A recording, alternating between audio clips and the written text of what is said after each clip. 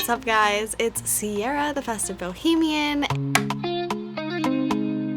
Today I am going to be repotting my houseplants that are in Leca or semi-hydro. I've been really loving Leca, and even more so after my moment, I guess you could say. I had, a few months not wanting to do anything where I neglected my plants, but I'm back. I'm being a better plant parent again, They're all actually really well established in Leca now, and when I was on vacation, my boyfriend looked after them. Those ones were so easy for him to take care of. I had one casualty, and it was one that was in soil. Now, my Hoyas have been thriving because just like succulents, they like that little bit of drought period. So they've appreciated my neglectfulness. Some plants not as much, but they're still fine. I'm gonna try to do as many as I can with the Leca I have left. Let's go. It's raining. I hope that isn't too loud. Let's go. Let's do it. I would be starting with my Monstera deliciosa. Yeah, it's been growing quite big rather fast. Now I start with my largest plant first because most plants you're gonna pot up, right? So that way I will have pots that fit my other plants. It just makes repotting easier. So I'm starting with this big bad boy first, putting them in this pot, which then goes in this basket thing that I found at TJ Maxx. So what I do with my Leca balls is I put it in this big kitty litter box container, and I drilled some holes in it so that I can fill it with water and then it'll slowly drain. That works for me. When I started with Leca, I was very hardcore, and I soaked them for 24 hours. I was very precise about everything because I wanted to make sure my plants lived. But now I'm very lazy about it. Obviously, if say I had some Leca balls that had a plant in it that had root rot or some spider mites or something, then I recommend probably boiling it just to get rid of it. Make sure it's clean so you don't transfer that problem onto your next plant, just like you would do with soil, right? I've got a small tiny scoop, so it's gonna take me a hot minute. So my favorite way to do it is how I've already have it here, where I have a ceramic container or a container without any drainage holes. It's funny because I used to just be pissed off every time I saw a pot without drainage holes. I think that works out the best because you can take out, this one that does have drainage holes and rinse it through. But in this case, it's gonna go in this thing that doesn't, doesn't hold water clearly. So I'm actually going to go ahead and drill a hole in the side of this guy. I mean, I may not even have to take it out of the container. I may be able just to leave it in it and have it drain out a small hole into a bowl of water. No mess. Okay, I'm gonna go ahead and get my drill and drill a hole. Got my drill.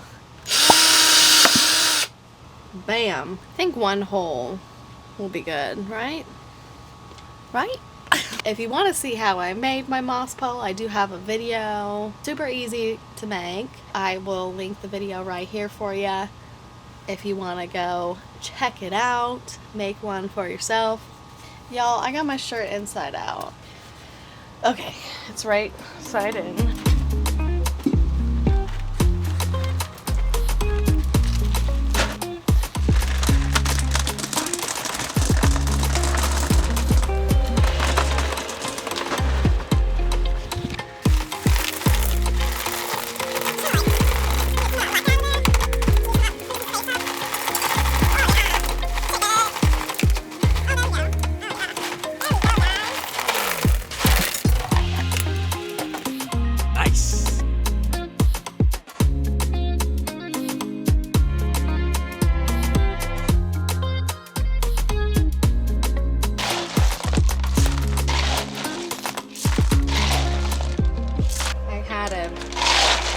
The biggest bag of Leca that you could possibly get, and this is all that's left.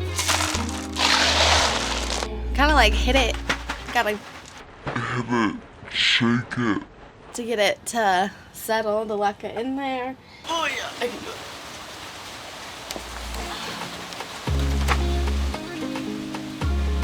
got a few more now that I'm going to repot. You can also use self-watering pots like this one. I originally started with my self-watering pots because, like I said before, I wanted to be just like have everything perfect. After doing this for a while, for me it's honestly easier to use the drainage pots because I have so many of different sizes, and I can be creative with the cache pots that I put them in. I can still use any ceramic or any pot without a drainage hole as my reservoir, or I can use bowls or whatever I find. So for me it's been easy that way.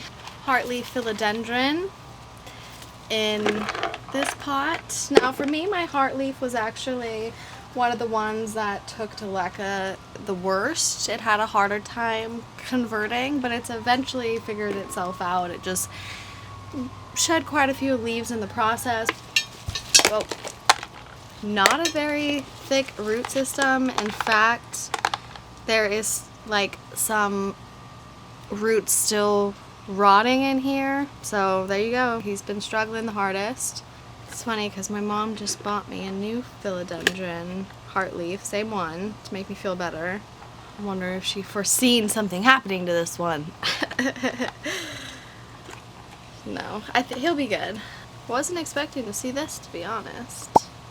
This is why we check our roots. I was gonna combine him with this guy. I took a cutting from here and propagated it in the Leca, and he's, you know, he's grown in Leca. He's doing great. And I was gonna combine them, but now I feel like I should leave him out just in case, right? Foiling my plans, Heartleaf. I love you. I'm just trying to like pick out any of the roots, like, because they're just falling off. That's how you know they're rotted. I have a whole video on root rot and how to help fix root rot. I'll link the video here, but I am just trying to remove any of these roots that are dead here, and they're just coming off super easily. So there's still a lot of healthy, happy roots in here. So I'm confident he's gonna be just fine. I'm gonna soak him in some hydrogen peroxide water combo, and hopefully that'll be good. Like I said, guys, I'm lazy with it. Do the bare minimum, especially lately. Over the pandemic, I was that crazy mom that was looking at her plants every day. Now, for the last few months, I've been like, they're okay. They'll be fine. If they die, they die. Some plants just don't give you joy, you know? And that's okay. There we go. So lush. I think I'm actually going to skip on the pearl jade today because there are two plants that are so desperate for repotting that I need to do them first. And if I have, or three plants that are desperate for repotting, so I'm going to do them first. And if I have any Leca left, I'll move on to my pearl jade. This is my Alocasia variegated Ordura, or Ordura variegated Alocasia Ordura. Why do I have a hard time remembering in what order I need to say that? It's really hot in Florida. I think I'm getting a little, like, I think the heat is just getting to me right now. Can you see that? Oh yeah, that is a plant that is desperate to be repotted. So he's gonna change homes, and then in his place, I've got this little mini one, same plant, just a cute mini version. This little guy, can you believe it? I'm gonna have to show what he started off as. This guy is proof that you don't give up on alocasias. You just don't. He needs out of this container. He's gone crazy, but it just started as a little bulb. Completely died back, lost all the leaves, but I didn't give up on him, and look at him now. He's gotta find a new home. This one's gonna go in here. This one's gonna go in that other pot I had after I wash it because it had root rot in it, so we gotta make sure this guy is nice and clean before I put this guy in it, because we don't want that happening to this guy. You get the point. And then this little guy I think is gonna go in the other one's jar, you know? We'll move it up. So we gotta start with this one, clean this, and I'll be right back, or I'll just find another one because I'm lazy and I don't want to clean that.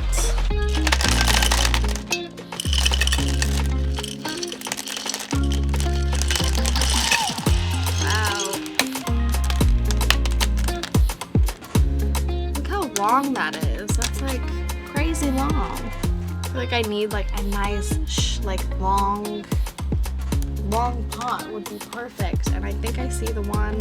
This little guy might be perfect. I put him in here. Yeah, I think I'm gonna do that. Okay.